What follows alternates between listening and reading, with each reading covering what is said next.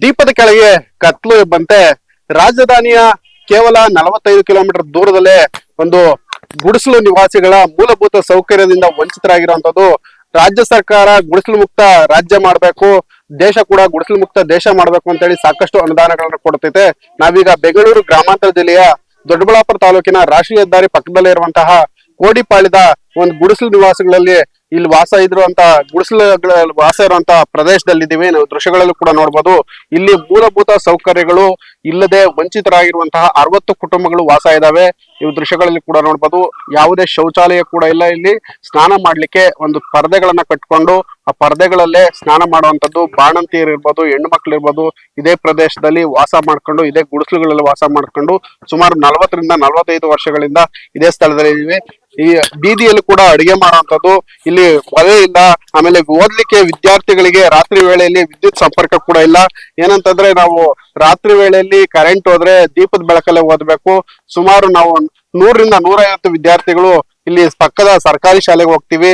ಇಲ್ಲಿಗೆ ಏನು ಹಿರಿಯ ಅಧಿಕಾರಿಗಳು ಕೂಡ ಭೇಟಿ ನೀಡಿದ್ದಾರೆ, ಪದೇ ಪದೇ ಭೇಟಿ ನೀಡಿ ಪರಿಶೀಲನೆ ಮಾಡ್ತಾರೆ. ಆದ್ರೆ ನಮ್ಗೆ ಯಾವುದೇ ಮೂಲಭೂತ ಸೌಕರ್ಯಗಳನ್ನ ಕಲ್ಪಿಸ್ಕೊಟ್ಟಿಲ್ಲ ಅಂತ ಹೇಳಿ ಹೇಳ್ತಾ ಇರುವಂತದ್ದು. ಸ್ಥಳೀಯರು ಕೂಡ ಇದ್ದಾರೆ, ಅವ್ರನ್ನೇ ಮಾತಾಡಿಸ್ತಾ ಹೋಗ್ತೀನಿ. ಇಲ್ಲಿ ಏನ್ ಸಮಸ್ಯೆ ಆಗ್ತಿದೆ ಅಂತ ಹೇಳಿ. ನಮಸ್ತೆ, ಏನ್ ಸಮಸ್ಯೆ ಆಗ್ತಿದೆ ನಿಮ್ಗೆ? ಯಾಕೆ ನೀವು ಆಶ್ರಯ ಯೋಜನೆಯಲ್ಲಿ ಮನೆಗಳು ಕೊಡ್ತಾ ಇಲ್ಲ ಅಂತ ಹೇಳಿ? ಸರ್, ಇದು ಗುಂಡುತೋಪ ಅಂದ್ಬಿಟ್ಟು ಏನು ಮಾಡ್ಕೊಂಡ್ ಕೊಡ್ತಿಲ್ಲ. ಒಂದ್ ನೀರಿನ ವ್ಯವಸ್ಥೆ, ಗೀರಿನ ವ್ಯವಸ್ಥೆ ಏನು ಇಲ್ಲ. ನೈಟ್ ಹೊತ್ತು ಮಲ್ಗಕ್ಕೂ ಆಗಲ್ಲ ಮನೆಗಳಿಗೆ. ಈ ಸಂಧಿಯಿಂದ ಒಂದ್ ಹಾವು ಬಂದ್ರು ಕಾಣಿಸಲ್ಲ. ಏನ್ ಮಾಡೋಣ? ಮಳೆ ಬಂದ್ರೆ ರೋಡಗೂ ಹೆಜ್ಜೆ ಇಕ್ಕಾಗಲ್ಲ, ಏನು ಇಲ್ಲ. ಒಂದು ಗಾಡಿ ತಗೊಂಡು ಆಚೆಕ್ ಹೋಗೋಣ ಅಂದ್ರೆ ಗಾಡಿ ಒಳಗೂ ಬಿದ್ದೋತೀವಿ, ಹೆಜ್ಜೆ ಇಕ್ಕಕ್ಕೂ ಆಗಲ್ಲ. ಒಂದು ಇದ್ದಂಗೆ ಒಂದ್ ರೋಡ್ ಇಲ್ಲ, ಒಂದ್ ಚರಂಡಿ ವ್ಯವಸ್ಥೆ ಇಲ್ಲ. ಅಟ್ಲೀಸ್ಟ್ ಒಂದು 20-30 ಸೈಟ್ಗಳಾದ್ರೂ ಕೊಟ್ರೆ ನಾವು ಜಾಗ ಆದ್ರೂ ಮಾಡ್ಕೊಂಡು ಇದಾದ್ರೂ ಮಾಡ್ಕೊಂತೀವಿ. ಇದು ರೋಡ್ ಆಗಿತ್ತು, ರೋಡು ಕ್ಯಾನ್ಸಲ್ ಮಾಡ್ಬಿಟ್ರು, ಬಂದವರು ವಾಪಸ್ ಕಳ್ಸಿಬಿಟ್ರು. ಅಂದ್ರೆ ಯಾವ ಕಾರಣಕ್ಕೋಸ್ಕರ ಕ್ಯಾನ್ಸಲ್ ಮಾಡ್ತಾವ್ರೆ? ಯಾಕೆ ಮೂಲಭೂತ ಸೌಕರ್ಯಗಳು ಕೊಡ್ತಾ ಇಲ್ಲ? ಅಧಿಕಾರಿಗಳ ಗಮನಕ್ಕೆ ತಂದಿಲ್ವಾ ನೀವು ಇದಕ್ಕೆ? ಅಧಿಕಾರ ಗಮನಕ್ಕೆ ಎಲ್ಲ ಹೋಗಿದಾವೆ. ಎಲ್ಲರೂ ಬರ್ತಾ ಇರ್ತಾರೆ, ಹೋಗ್ತಾ ಇರ್ತಾರೆ. ಅಧಿಕಾರಿಗಳೆಲ್ಲ ಬಂದ್ರು, ಒಂದಷ್ಟು ಜನ ಬಂದ್ರು ಇಲ್ಲಿಗೆ. ಒಂದಷ್ಟು ಜನ ಅಲ್ಲಿ ನಮ್ ಸರ್ಕಾರಗೆ ನಿಲ್ಸ್ಕೊಂಡು ಹಂಗೆ ವಾಪಸ್ ಕಳ್ಸಿಬಿಟ್ರು. ಏನ್ ಹೇಳಿದ್ರು ಏನ್ ಇಲ್ವೋ ಗೊತ್ತಿಲ್ಲ. ಏನಾದ್ರು ಕೇಳಿದ್ರೆ ಕಳ್ರು ಅಂತಾರೆ. ಅವ್ರು ಬಂದು ಇಲ್ಲಿ ನೋಡಲ್ಲ ಏನು ಸಮಸ್ಯೆ ಏನಿಲ್ಲ ಅಂತ. ಇಲ್ಲಿ 101 ಸಮಸ್ಯೆಗಳಿದಾವೆ. ಇಲ್ಲಿ ಯಾರು ಬಂದು ಇಲ್ಲಿ ಅರ್ಥ ಮಾಡ್ಕೊಳಲ್ಲ, ಇಲ್ಲಿ ಬಂದು ನೋಡೋದು ಇಲ್ಲ.